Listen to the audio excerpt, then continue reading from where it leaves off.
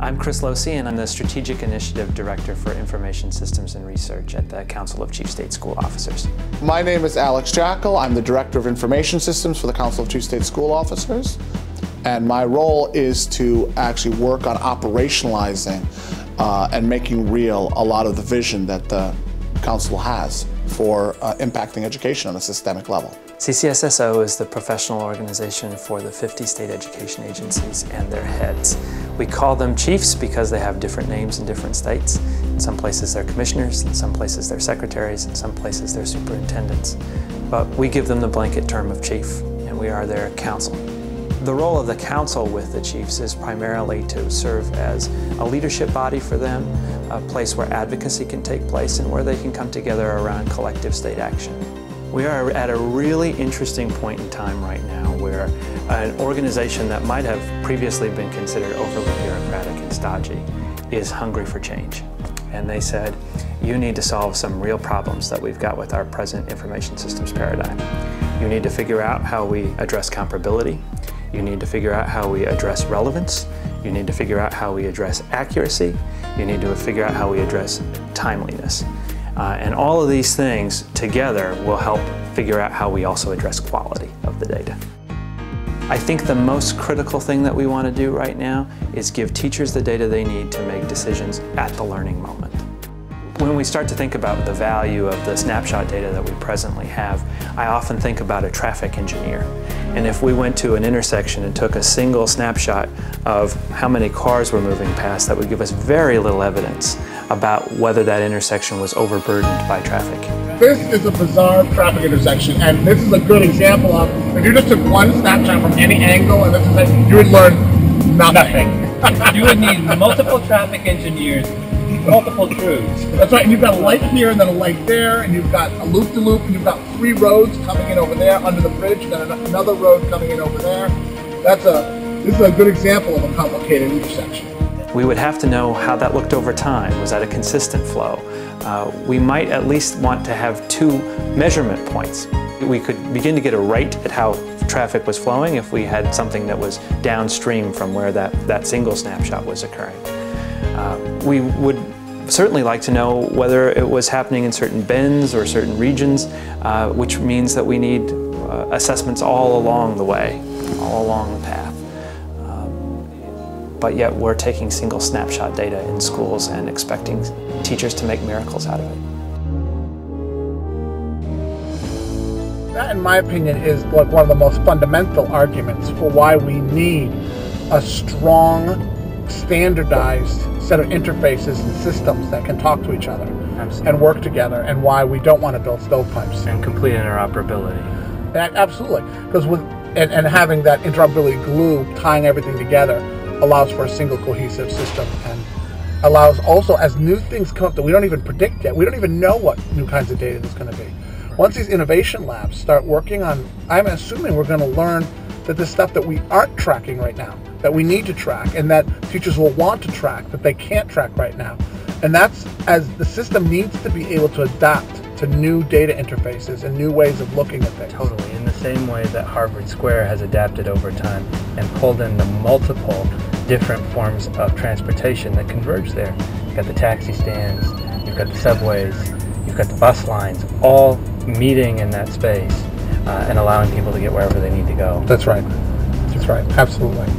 We often hear from some of the practitioners in the field that what they feel like they're getting is autopsy data. Data that's about the kids that they had last year, and all they can do is really understand why some of them died. And what we want to do is change all of that. Give people the ability to do wellness checks, to really be able to fine-tune the response that they're giving to the child at the moment that the child needs it. But even if we couldn't do that, X-ray data would be better, where we could at least know how to fix the bone so that the child could heal and perform better. A lot of teachers still viewed it as the way that they came up with a grade to give kids. You go back to even the Latin root of assessment, it's assiere, which is to sit beside, right?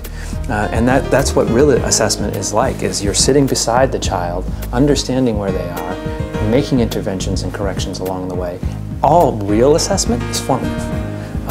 All this other stuff that we talk about as assessment is really not. We know that every student can be successful.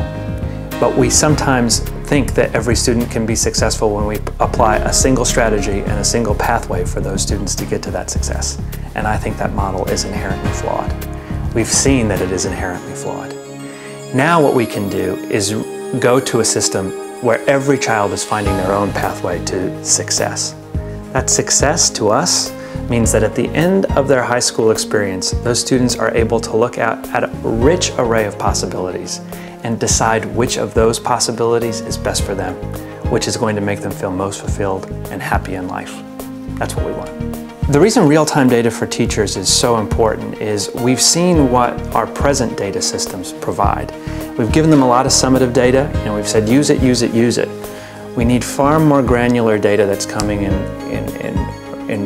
regular fashion for teachers to feel confident that they can make decisions based on that data.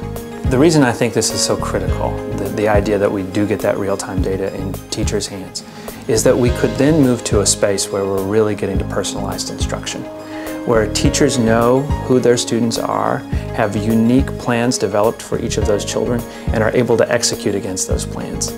We've talked about differentiated instruction and education for a long time, and teachers always say they want to go there. But it is such a difficult thing to do, and there's so much opportunity cost involved that very often it just has to wait, and teachers default to the easier position of, let me come up with maybe 3 or 4 different strategies that I can deploy to large groups of kids. That isn't what we're talking about when we talk about personalized pathways and personalized learning. And I think a data system that's really tied to information assets and technology assets begins to move us to the space we've always dreamed of.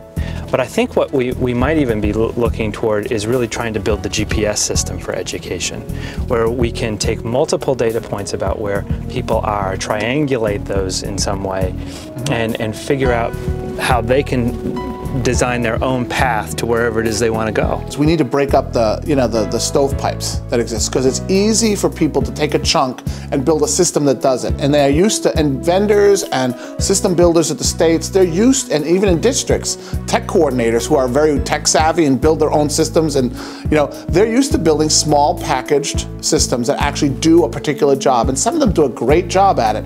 But the problem with those small packaged systems is that they don't play well with others usually.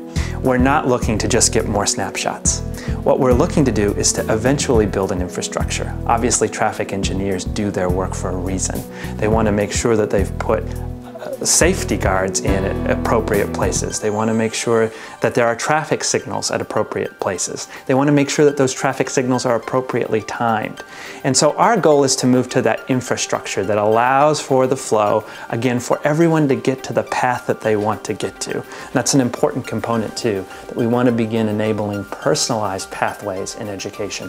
One of the things that I think is really animated by an information systems architecture that works well.